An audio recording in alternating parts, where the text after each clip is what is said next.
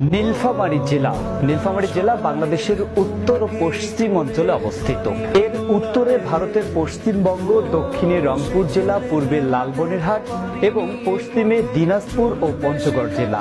এই জেলাটির মোট আয়তন ১,৫৪৬.৫৯ বর্গ কিলোমিটার। আমাদের এই নীলফামারী জেলাটি হিমালয়ের পাদদেশে অবস্থিত এবং পলল মাটি দ্বারা গঠিত আমাদের এই প্রিয় নীলফামারী জেলাটি। এখানে তিস্তা, যমুনেশ্বরী, চিকলি, ইচ্ছামতি, ধুম, কুমলাই সহ বেশ কয়েকটি নদী প্রবাহিত হয়েছে। ২০২২ সালের আদমশুমারি অনুযায়ী নীলফামারী জেলার জনসংখ্যা ২০,৯২,৫৬২ জন।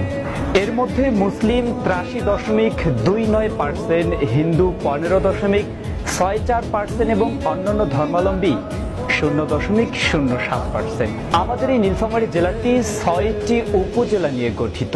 নীলফামারী সদর, সৈয়দপুর, ডিমলা, ডোমার, জলঢাকা এবং কিশোরগঞ্জ।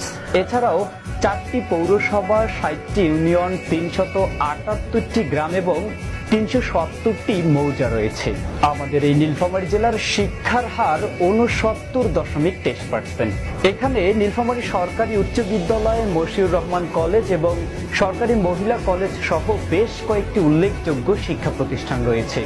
সংস্কৃতির দিক থেকে আমাদের এই নীলফামারী জেলায় সত্য পীরের গান, হাঁস খেলা, মাছ খেলা সহ আরো বিভিন্ন সাংস্কৃতিক অনুষ্ঠান আয়োজিত হয়ে থাকে।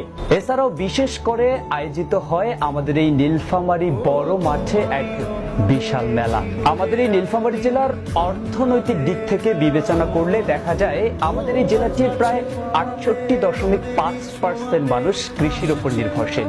প্রধান শিল্পগুলোর মধ্যে রয়েছে চাল উৎপাদন, বাঁশ ও বেতের কাজ, দারওয়ানি বস্ত্রকল, উত্তরা ইপিজেড এবং সৈয়দপুরের বিসিক শিল্প নগরী জেলার উল্লেখযোগ্য শিল্প প্রতিষ্ঠান।